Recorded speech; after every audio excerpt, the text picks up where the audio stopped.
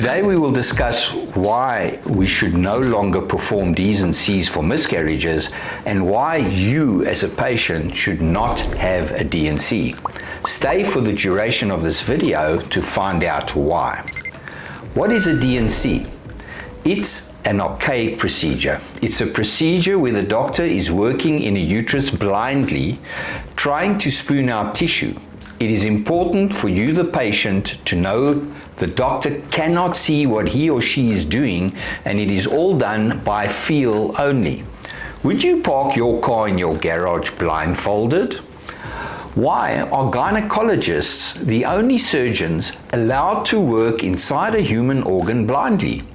We have a hysteroscope, which is a telescope with a camera attached that we can place into the uterus, and we can both see what we are doing and treat at the same time.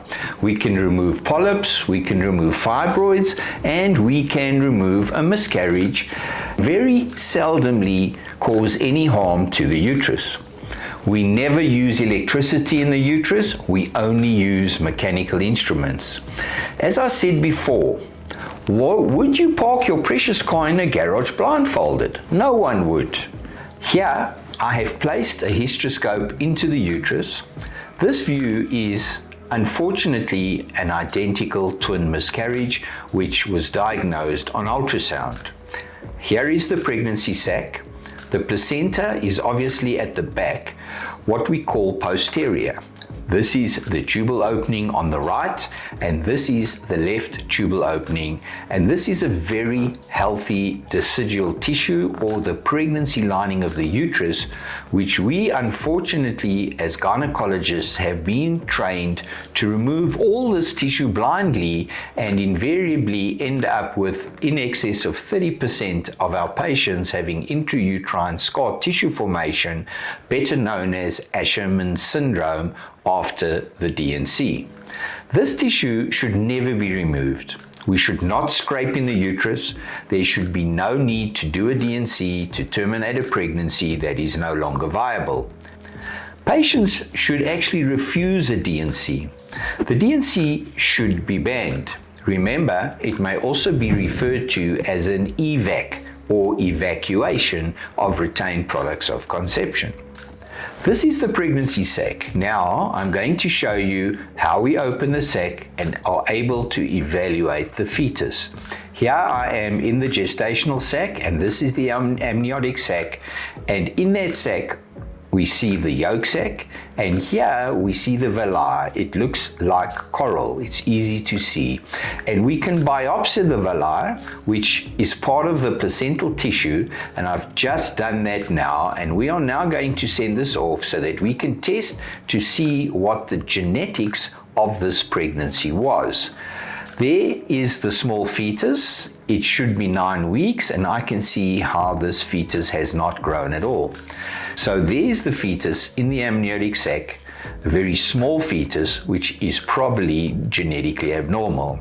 Stay until the end of the video to find out what the genetics of this fetus was, and we will also have the gender. Now, all I'm going to do is use a mechanical tissue removal system, and I'm only going to remove the pregnancy, and this uterus should heal up beautifully. The other important thing about this instrument is that I can use it to aspirate and shave, so I don't have products of conception that get in my way. We are going to leave the rest of the deciduum because this is what is going to heal nicely and reduce the risk of Asherman syndrome. Here you see that I'm only concentrating on the area where the placental implantation was, and I'm leaving the rest of the healthy decidua. This is done within a couple of minutes, and the procedure is far less traumatic and complete than a blind D&C. The direct visualization ensures that the uterus is empty, there is a placental bed completely removed, only concentrating on removing the placental bed, and removed only the pregnancy, and we leave this decidua to heal up in order to reduce the risk of intrauterine scar tissue formation, or, as I mentioned, Asherman syndrome.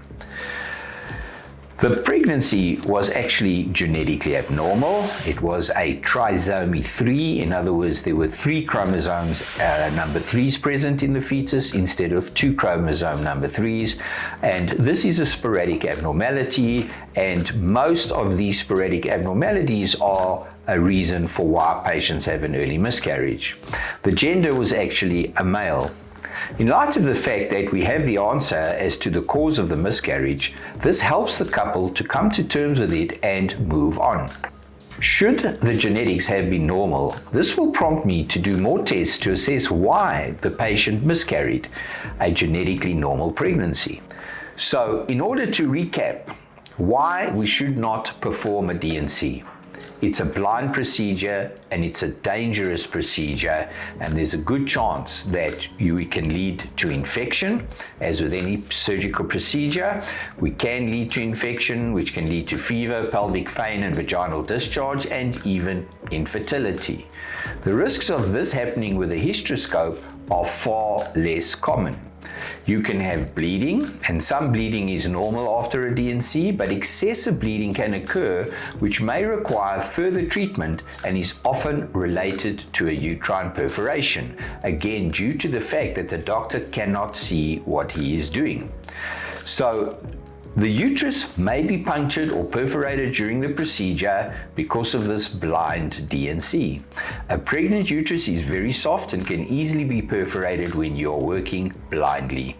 And the other complication is intrauterine scar tissue formation, and adhesions or scar tissue develop inside the uterus after a blind procedure. This can cause infertility, recurrent miscarriages, or abnormal menstrual bleeding.